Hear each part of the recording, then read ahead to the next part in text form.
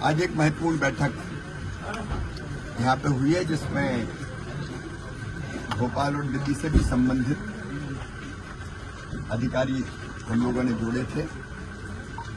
रबी की फसल के लिए हमारे किसान भाइयों को सुविधापूर्वक खाद मिल जाए, उसकी व्यवस्था के बारे में हम लोगों ने आज व्यापक चर्चा की है। चाहे वो एनपीके हो, डीएपी हो, यूरिया हो, सबकी उपलब्धता की समीक्षा भी की है और रास्ते में जो रैक है आने वाली है उसकी समीक्षा भी की है और उसके उपरांत जो आवश्यकता है उसका आकलन भी किया है।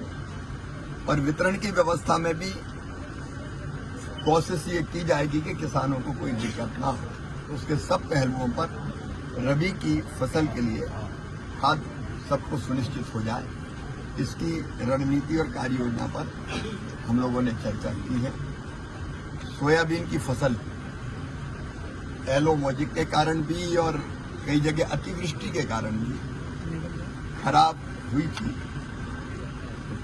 अभी इछावर माननीय मुख्यमंत्री जी आए थे और किसानों के खाते में आरबीसी 6-4 की राशि अंतरित की थी।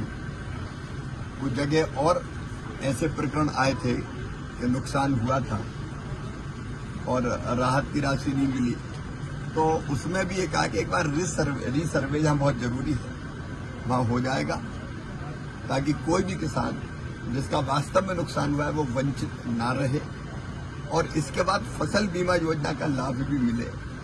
इसलिए भी हम लोगों ने यहाँ चर्चा की फसल बीमा योजना के अधिकारी और बीमा कंपनियों को जोड़ के, ताकि जो नुकसान हुआ है उसकी भरपाई राहत की राशि के रूप में और फसल बीमा योजना के पैसे के रूप में किसानों की हो जाए। उस पर भी हम लोगों ने व्यापक चर्चा की है और एक सांसद खेल महोत्सव पूरे देश के अलग अलग संसदीय क्षेत्रों में होगा, तो उसकी तैयारी भी चल रही। 30 तारीख से प्रारंभ होगा संसदीय क्षेत्र में, तो एक उसकी तैयारी की चर्चा की।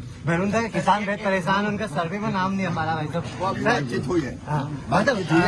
भाई तो आपकी परंपरा को जिंदा रखा था मध्य प्रदेश के मुख्यमंत्री ने। गोवर्धन पूजा आज बड़ी पूरे प्रदेश में। गोवर्धन पूजा मतलब प्रकृति पूजा ही है और भगवान कन्हैया ने ये कहा इंद्र की पूजा काय को करते हो, तुम्हारे पास गोवर्धन है जो तुम्हारी गौओं को घास देता है, जो तुम्हें फल देता है, जो तुम्हें वर्षा जीवन देता है, तो गोवर्धन की पूजा करो। गोवर्धन की पूजा का मतलब है प्रकृति की पूजा और इसलिए हम सबको न केवल पूजा करनी चाहिए बल्कि पूजा के साथ साथ पर्यावरण बचाने का संकल्प भी लेना चाहिए। पेड़ बचाना भी